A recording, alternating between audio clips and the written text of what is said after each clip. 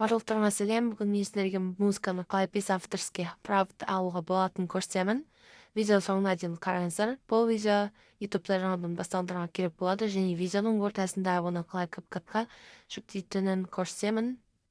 Сонымен қатар достар, қазақша әдемі шрифттарды қайдан алуды білмесеңіз, менің ютуб каналымда қазақша әдемі шрифттарды қайдан алуға болатыны және оны CapCut'қа қалай жүктейтіні туралы видео салынған. Міндетті түрде көріп, каналыма тіркеліп лайк басуды ұмытпаңыздар. Егер сіз ютубта жаңадан бастасаңыз, менің каналымда сізге арналған видеолар өте көп. Қандай видеолар екенін видеоның соңында айтатын боламын. Ендеше видеомызды бастайық. Бірінші әрине Google'ға кіреміз. Поискқа музыка без авторских прав для ютуб деп жазамыз.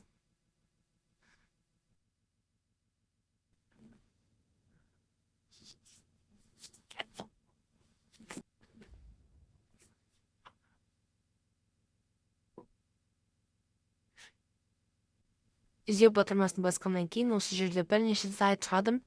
Екінші сайтты басамыз, себебі екінші сайтта бесплатно әрі музыка без авторских правтар бар. Сонымен қатар бұл сайттың ішінде, мысалы, сіздің видеоңыз комедия болса, комедияға арналған, влог болса, влогқа арналған, эксперимент болса, экспериментке арналған музыкалар өте көп.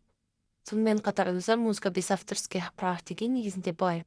Яғни сіз тиктоктан немесе инстаграм, тағы да басқа желілерден хит болып жатқан музыкаларды алып, ютубқа мысалы өзіңіздің видеоңызға қосып, ол музыканы және ютубқа салатын болсаңыз, ол кезде авторских прав беріледі. Егер сөзіңіздің видеоңызда авторских прав байқасаңыз, онда оны тез өшіріп тастауыңыз керек.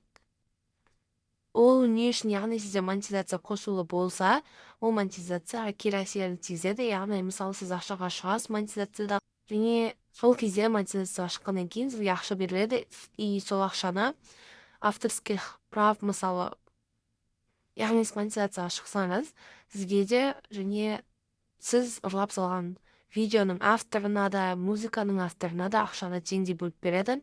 Сіз бірақ сол ақшаның жартысын ғана аласыз деген сөз. Жартысы ол өте аз ақша, сондықтан барынша авторских прав қылмауға тырысыңыздар.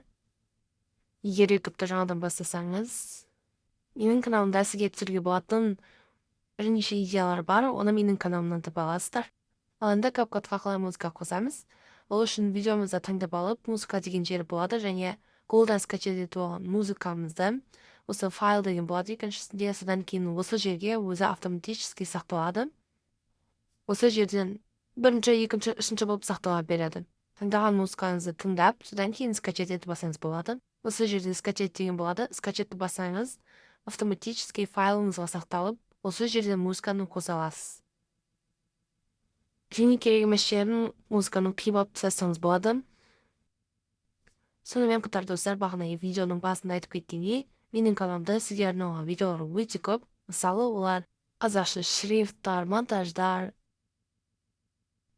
ютуб бастағанда не түсіруге болады, қалай оптимизация жасайды, обложка қалай жасайды, аналитиканы қалай қарайды, қалай өте оңай приложениемен просмотр жинауға болатыны туралы видеолар бар. Оны менің каналымнан көре аласыздар. Видео соңына дейін қарағандарыңызға рахмет. Сау болыңыздар.